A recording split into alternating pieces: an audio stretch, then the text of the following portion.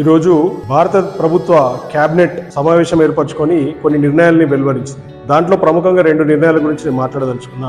ఒక నిర్ణయం ఏంటంటే దేశంలో మరొక 4 semi conductor manufacturing units establish చేయడానికి అనుమతులు ఇచ్చింది. అవి ఎక్కడెక్కడ అంటే పంజాబ్ రాష్ట్రంలో, ఒడిషా రాష్ట్రంలో, పక్కన ఉన్నటువంటి ఆంధ్రప్రదేశ్ రాష్ట్రం. ఇంకో నిర్ణయం ఏంటంటే ఉత్తరప్రదేశ్ రాజధాని అయినటువంటి లక్నో నగరంలో 40 లక్షల జనాభా ఉంటుంది. దాంట్లో మెట్రో ట్రైన్ ప్రాజెక్ట్ ఎక్స్పాన్షన్ కి అంటే విస్తరించడానికి 5,800 కోట్ల రూపాయలని కేటాయించాలని కేబినెట్ నిర్ణయించింది. ఈ 2 నిర్ణయాల గురించి నేను ఎందుకు పదే చెప్తున్నా అంటే వాస్తవంగా చూసుకుంటే ఇలా హైదరాబాద్ నగరము దాదాపు 1.5 కోట్ల జనాభాతోని అట్టుడికిపోతుంది. జనాలు ఎక్కువ అయిపోయినరు.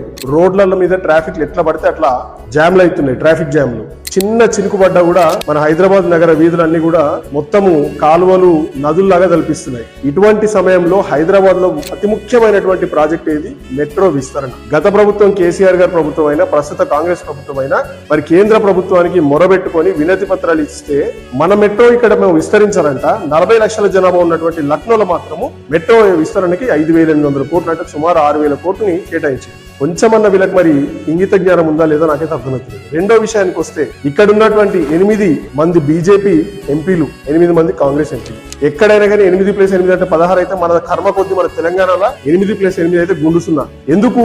కాంగ్రెస్ వాళ్ళు 8 మంది, బీజేపీ వాళ్ళు 8 మంది ఇస్తే ఒక్కడంటే ఒక్కడు కూడా ఈ మెట్రో విస్తరణకి మన హైదరాబాద్ ఎందుకు కేటాయించాలని చెప్పేసి ప్రశ్నిస్తున్నాడు. మనం ఇంకో దరిద్రమైనటువంటి కర్మ ఏంటంటే ఇక్కడనే ఒక కేబినెట్ శాఖ మంత్రి కిషన్ రెడ్డి గారు, సహాయ శాఖ మంత్రి అయినటువంటి బండి సంజయ్ గారు, వీళ్ళిద్దరుండి కూడా తెలంగాణ కోసము అడగలేని దుస్థితి ఏమీ మాట్లాడరు. శుద్ధ దండగా ఈ బండి సంజయ్ అయితే పొద్దున్న లేచినప్పటి రాత్రి దాకా రాజకీయాలు కేసీఆర్ గారిని, కేటీఆర్ గారిని తూలనాడము, తిట్టడము, హిందూ ముస్లిం పంచాయతీలు పెట్టడం, ఇవి తప్ప ఈయనకైతే బుర్రలో ఏమీ ఉండదు. బిల్కుల్ నాలెడ్జ్ లేదు. It doesn't even have a basic understanding of a government order.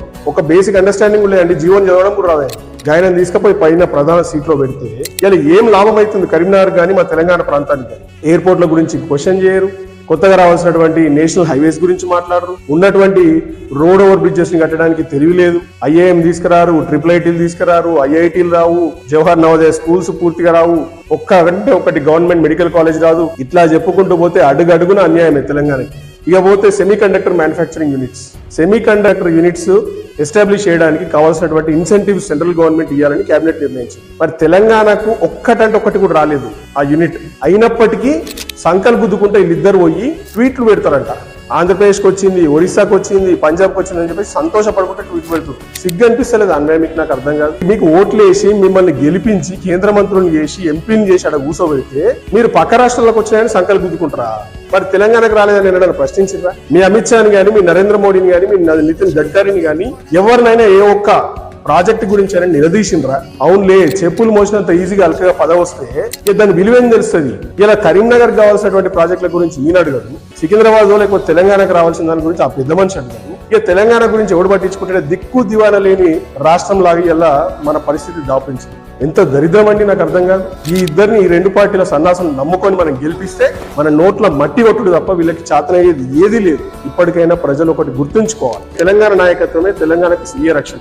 Telangana నాయకత్వం అంటే తెలంగాణ రాష్ట్ర సమితి పెట్టి 14 ఏళ్లు అవిశ్రాంతంగా కొట్లాడి మరి పార్టీ తెలంగాణను తీసుకొచ్చినటువంటి తెలంగాణని అభివృద్ధి చేసి అగ్రభాగాన నిలిపినటువంటి బీఆర్ఎస్ పార్టీ కానీ లేకపోతే కేసీఆర్ గారు గానే తెలంగాణకి ముఖ్యం. వీళ్ళెవ్వరు కూడా తెలంగాణ గురించి ఏమీ పట్టించుకోరు. బిల్కుల్ నాలెడ్జ్ లేదు, ఎవరు పట్టించుకునే పరిస్థితిలో కూడా లేదు. ఇప్పటికైనా గుర్తుంచుకోండి ప్రజలారా.